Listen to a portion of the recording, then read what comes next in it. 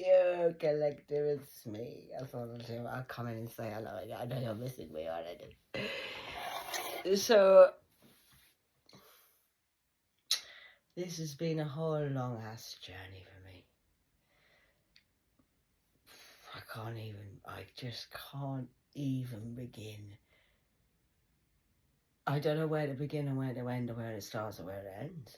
It's a never ending story. Literally. 2003, 4, 5, 99, fucking honestly, 981, it literally, it never stops for me. This never stops. Never. So anyway, I just popped in to say hello before I go back down below. I'm gonna have a fucking cigarette. You fucking driving me fucking nuts. The eye of the Queen's eye is turned around and said, just give it a fucking rest, you fuckers. Apparently I'm doing quite well. Am I doing well with my job? I never know whether I'm doing well because nobody likes me. I'm really hated. A lot of people hate me. Nobody's ever liked me because I've been down in Satan's dens of the lost boy. I've been at war, and I was the mole in the camp. It's like being in the. I got captured by the enemy. I couldn't escape, so I thought I might as well make best of it. I was just. What are you doing? Oh, I can see what you're doing. I don't know anything. I don't understand anything. I don't know what that means. I went to Peru, like Paddington Bear, except I was from the UK and I went back to Peru. And where it was another devil's camp, I was like, for fuck's sake, what the fuck? I thought I was coming here to fucking heal. I did heal. I had a great time. But what happened was, when you ask the masters about this, they'll know this, they'll understand this. When you have a Kundalini awakening, you have to be very gentle with yourself. And it's very advisable to have help. Because when the Kundalini just rises and you can go too high, too quick, and that's when you get spiritual psychosis. If you're not looked after by your shamanic people, or Hinduism do a lot of shamanic healing. Buddhism is all about Kundalini-izing. It's all about the Kundalini-izing and the anointing of the oils. So, the fucking bitch even said to us, I'm going to have to get a chain to tie your ankle around so you don't fly off too high. And then she left, so I went to Peru. I had a great time. I actually did really enjoy myself. Apart from standing under the full moon with a fucking Tito and I didn't really get bitten because I've got nice blood. And the mosquitoes even like me. So I didn't really get bitten compared to everybody else. And I'd done my work before I go. If you go to a jungle, you can't go with a toxic body like I have. You have to do some work before you go. Preparation is the key. If anybody's going to the jungle. You must... This is a must. It's not a must, otherwise you get very fucking bitten. Because basically, if you go with a Western diet into the jungle, you're basically like a lollipop. So all the fucking mosquitoes, and they'll eat you fucking alive. So I did 6 weeks detoxing and did a whole diet thing. I was very clever about it. No coffee, no sugar, no sweets, no sweeteners, no nothing. 6 weeks detox diet to prepare my body to go into the jungle. I've been before in a past life, so I know about jungle life. Anyway, so I did that. But when I was standing under the full moon next to fucking Tito, who thinks he's a fucking, he's a fucking African fucking god. I think he's the next lion of fucking Judas. So I fucking got bit around the ankles. I thought he's a fucking ankle biter. Yeah, he is. Crab. Anyway, I had a great time in the Peruvian jungle. It was like coming home. It's the only place I've felt in my whole 46 years of life, even though I was with some devils, but some nice people. It was the only place I've ever felt at home. And it was rough. I mean, we were sleeping in banana fucking huts. There's no water running. Our showers and baths was the Amazon River with the anacondas. I loved it, mate. It was fucking awesome. I was like, Pocahontas, come on, it's great! a spider went up my leg, and the shaman had to wipe it off my leg. He's like, Choo! I was like, what was that? He says, oh, it was a spider. He says, I watched it. It came up from that tree up there. It seen you. It came all the way down, came along the jungle floor, and went up your fucking leg. We've been waiting for you. I says, have you? He says, yes, we are. I don't know whether that was a good shaman or a bad shaman, whether he was waiting for me or waiting to steal from me. That's still debatable. Anyway, when I came back from Peru with my jam sandwiches, not marmalade, jam. So, I went back to the care home where I was working. I used to do freelance. I was working for myself. And I was massaging the ladies' feet in the care home, the elderly. I like working on feet. So anyway, I went into there and I turned up, and it was a mother and two African daughters who owned it, where they can see, they're awake. So she opened the door to me and rang on the bell. Just me standing in my, obviously, I'm a pauper, so I look like a fucking dick. I didn't have my uniform on, I look very smart. I can scrub up quite well, actually, if anyone's interested in that. I do scrub up quite well. So it's a skin. I can just change it and I can look as posh as you like, or I fit in with the surroundings where I am. It's a chameleon I am. So I turned up at the fucking door. Yeah, I can't remember her name now. Anyway, she opened the door and she was like, Cat, fucking hell, have you been to Peru? I was like, yeah, I just got back 2 days ago. She was like, fucking hell. She says you're like fucking Jesus Christ. She says you're glowing like fucking Jesus. And she says, my God, she says you look like the Ready Bread Kids. Do I? Yeah. She says you're illuminated. She says whatever you did over there is fucking work. She says come on in. She says come on in. The ladies will love to see you. Elizabeth's missed you.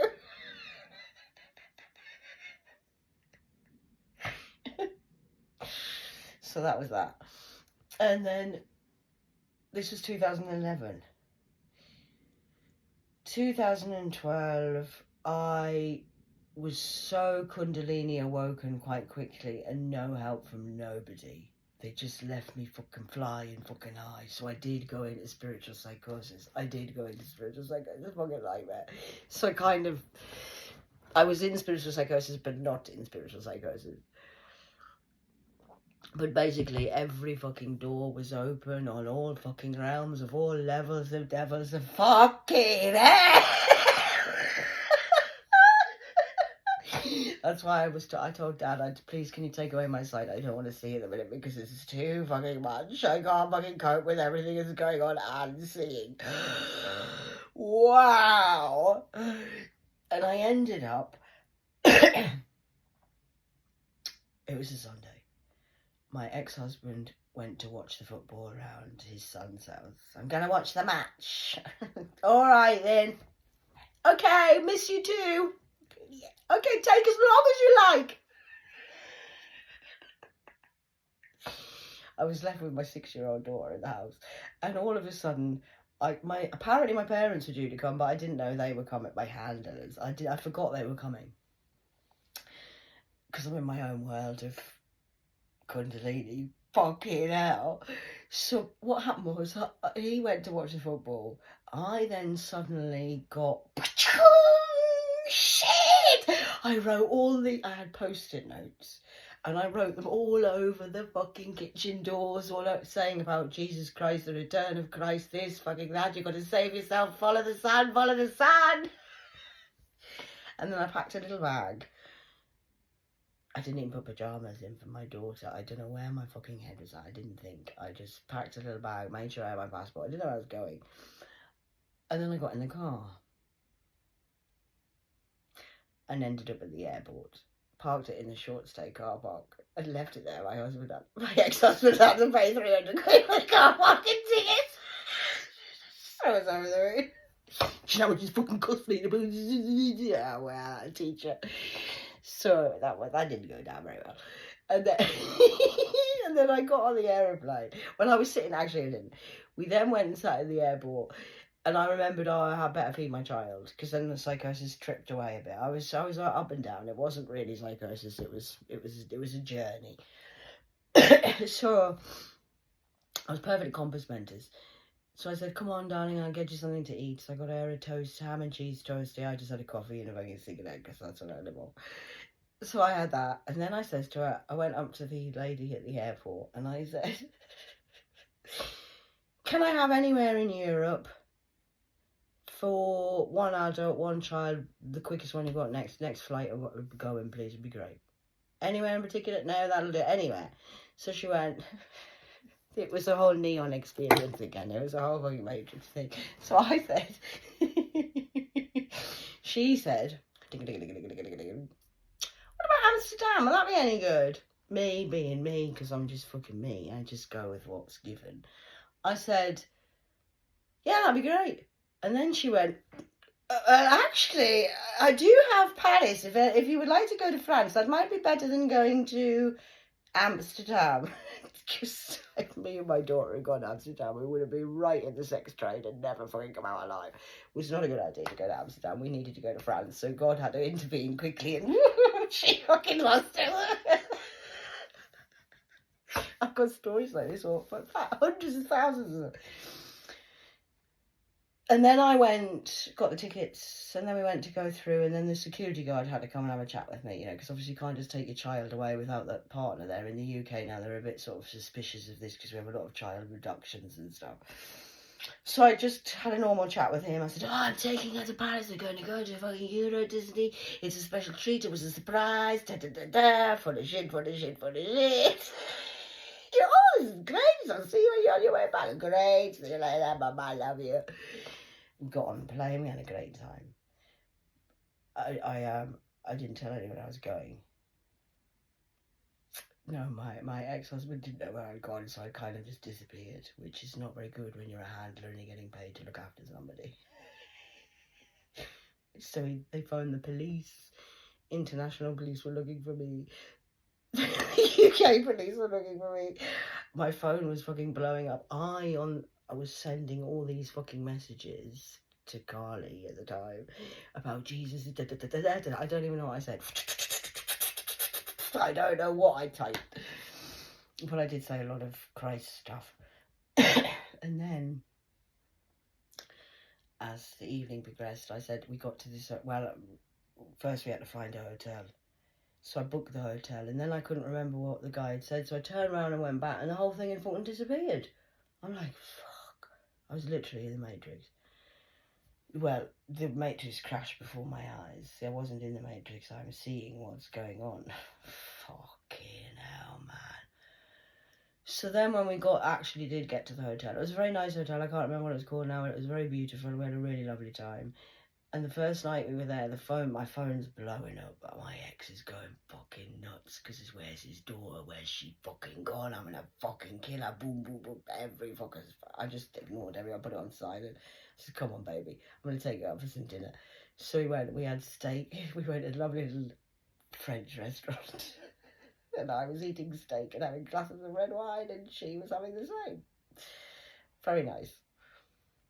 And we went to the Louvre, where history starts from the beginning to the end in the Louvre. I'm going to go back when I'm not tripping.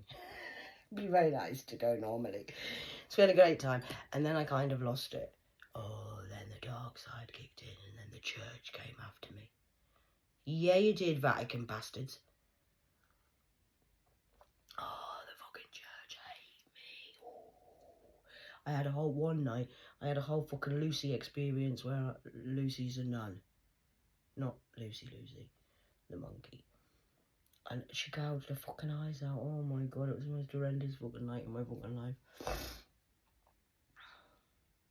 The Vatican's fucking evil, like. I can't even tell you about, I can tell you a lot about the Vatican. I can tell you an awful lot about the Vatican.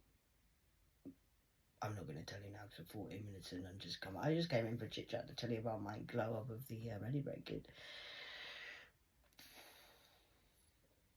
And then the devils realised they found me, and because obviously I've disappeared in France before a few times. I was shot once because I wouldn't go live with the king. one lifetime, not this lifetime.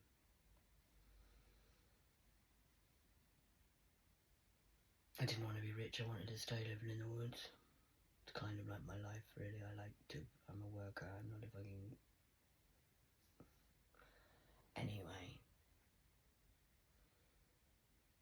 God, it got dark, man. So I was coming back, I took my daughter to Disney World. Well, that's the devil's fucking playground. Not Disney World, sorry, Euro Disney. And it was horrendous. It was really bad. It took me 11 years to fucking process a fucker. And on the way home, I got on the train and all of these priests were after me, so I had to get off the fucking train. And I just got off in the middle of a town where I didn't know. Bumped into this French boy who was only young. I couldn't speak French and he couldn't speak English, but I'm good at interpreting what people are saying, so I managed to speak to him. And he showed me where the Holiday Inn was, so I went and stayed in the Holiday Inn, left all my stuff in the old hotel, don't know where it's gone, lost my grandma's wedding ring and everything. It's really bad. By this point I haven't eaten for like hours, days, and I'm dehydrating. I knew I was dehydrating, I didn't drink. And I had to leave the hotel the next day, and we wandered around.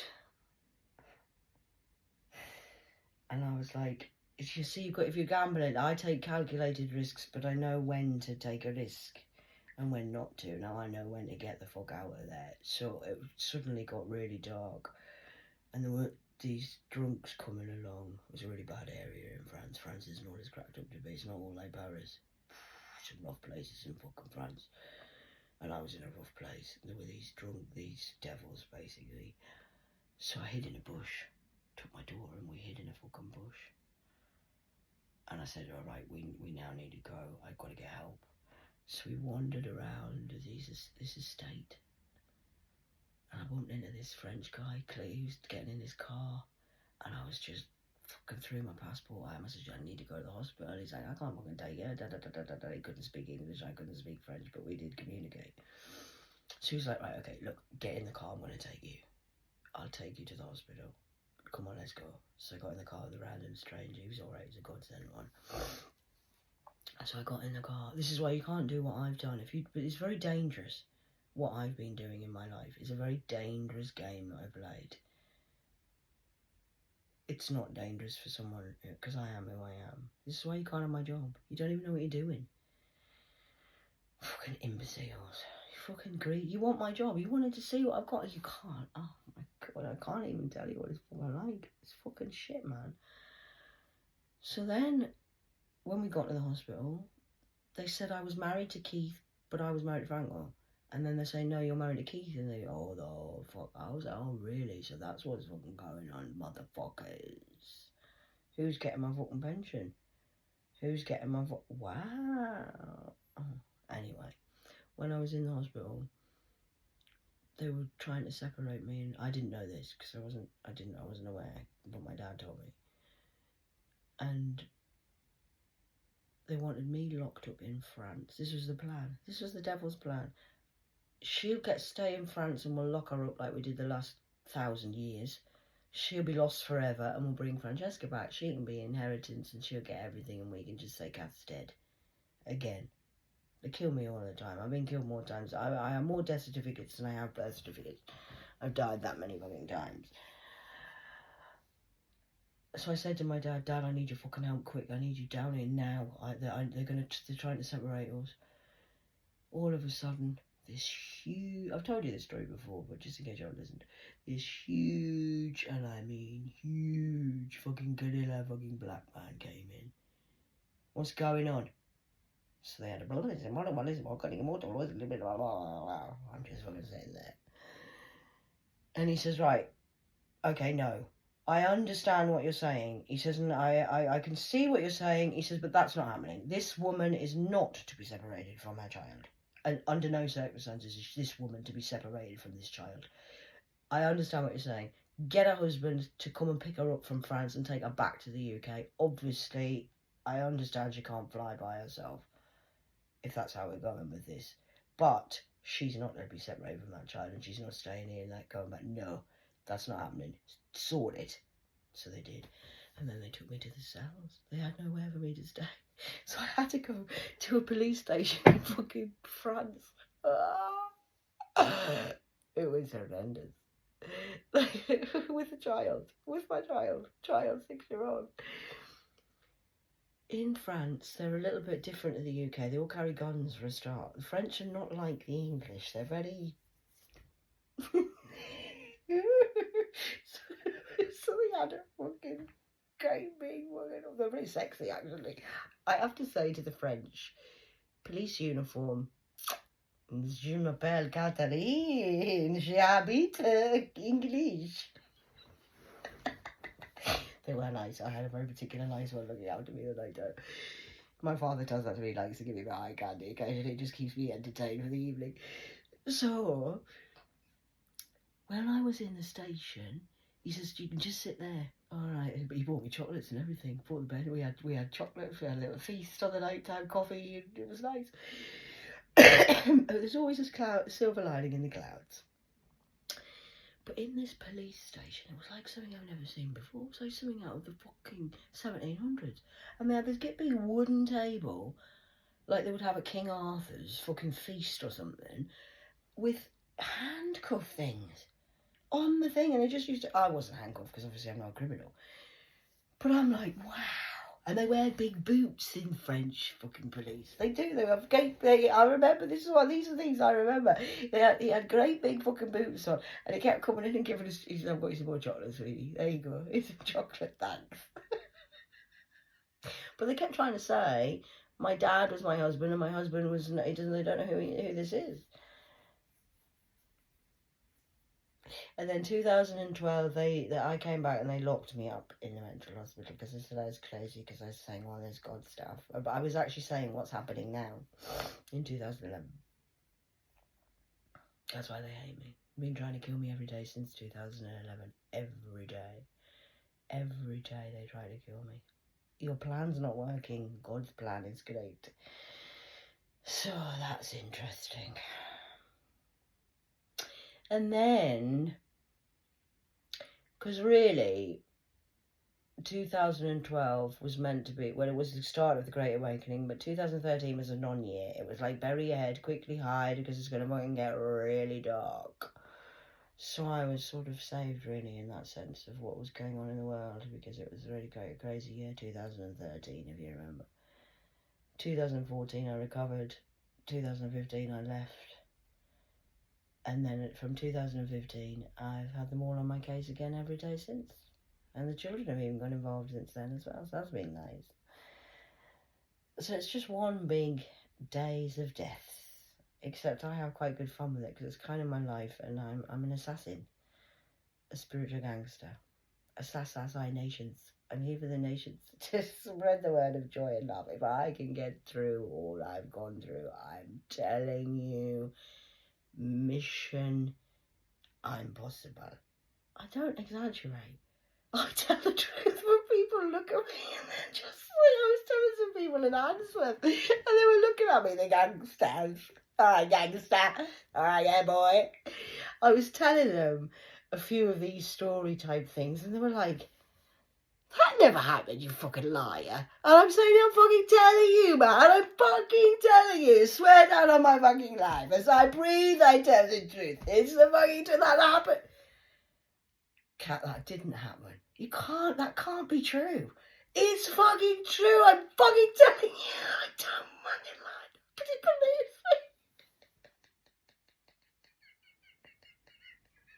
believe me? You either believe me because you're awake and aware, and like you're like, wow, yeah, man, I get what you mean.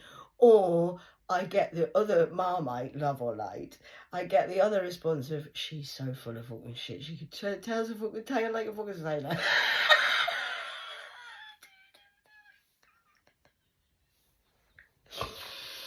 So I just thought I'd pop in again and tell you a few stories. I just thought I'd tell you that story. Paris was fucking fun, man. I did enjoy it at the same time as it It's the yin and yang of my life. My life's yin and yang. Every day's up and down. I don't know why you're so upset about this. I don't know why everyone's so upset. 25 minutes on the clock. Why are you so upset? Who said in life you've got to be happy? What's happy? What does that even mean? No, that's not to feel sorry because I'm not happy. I have happy moments, but as a meaning, life's not really about happiness. It's about learning. Do you know what I mean? Learned my best lessons in the fucking dark. I've had some fucking great time. Like France was a fucking... Oh, it was a trip. I'm an adrenaline junkie. I like things like that. Don't tell them I enjoy it. And I have had many hitmen fall in. The hitmen love me. They fall in love with me every time. If I'm honest, they do fall in love with me. Yes, they do. You know you do, Parks. You're missing me. I know you are.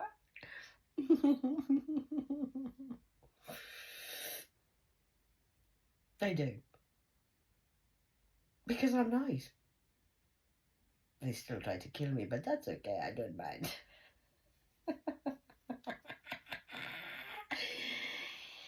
So, please try and avoid doing any black magic tonight because, speaking as I can now say as a master, I've mastered the art of the spirit, the mind, and the body. Well, I just haven't quite mastered the body again. I need to work on that. I used to, though. I know how to master the body. It's easy, really. It's just an innate thing, really.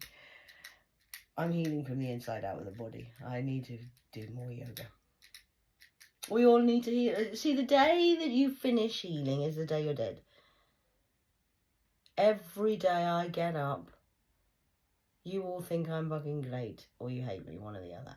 So if I'm that great, that's how I'm great, because every day I'm a student. I'm nothing. I don't think I'm a fucking master, really. Not really. I'm not a master at anything. I'm jack of all trades, master of fucking none. I'm fucking jack of all trades. I don't know anything. Something funny.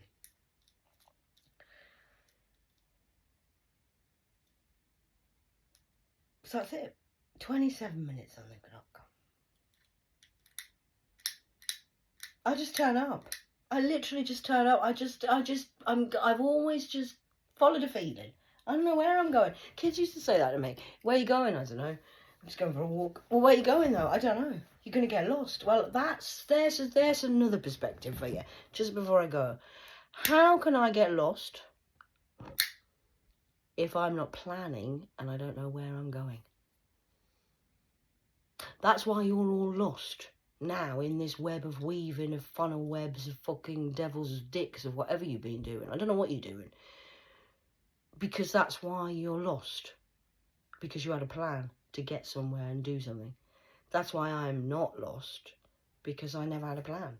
I don't have a plan. I just turn up and follow a feeling. If it feels right, I'll do it. If it doesn't feel right, I'm not going to bother. That's it. Expectations lead 28 on the clock.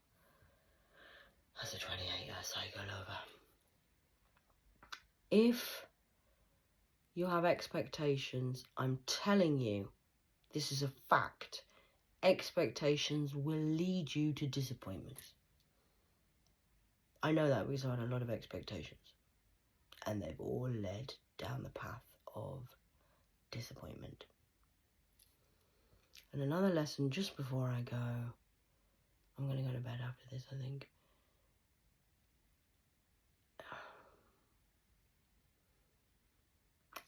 Just give love, receive love. Simple teaching, and I've come this time with. Very simple. Pain of discipline. It's going to be painful to be disciplined, I know. I hurt myself every day having to get out of bed and talk to this fucking shit camera. Don't want to do this really, but I have to. Well, I don't have to, it's discipline. Consistency is key. Pain of discipline or pain of regret. Either way it's going to hurt. Okay? Either way it's going to be hurt. It's going to hurt. You're either going to be disciplined, which hurts, Do you think Rocky became the fucking world champion by lying in bed and saying, oh, it's all right, I'm just going to train on a Tuesday and a Thursday, but I'll still be the world? Usain Bolt? Do you think he just suddenly woke up one day and said, right, I'm going to win that race and whoa, look at me? Not really. Consistency. Usain Bolt has done that every day since probably he was 6. Same with Rocky. Every day they've gone down that fucking gym and they've trained and trained and trained and trained and trained and trained and trained and trained and trained, and you have a one moment in time that only lasts a few hours. But you've had all of that time to train. Pain of discipline. Pain of regret. We're all where we are because of what we've done. Whether it's been painful with your discipline or painful with your regret now. Still painful. Either way, it's gonna hurt. So, that's it. Good night. Over and out from the Crazy Cat House. I love you all. Keep faith. If I can do it, anybody can do it. Mission Impossible. Tom Cruise. Mission Impossible. I'm Impossible. I'm not Tom Cruise, but I was also a Top Gun, and now I'm a Top Cat. Raph. Where's Maverick? I'm Maverick. Get the goose. Where's the grey goose? There's a moose. Good night, people. See you tomorrow for the same shit, different day. Good night.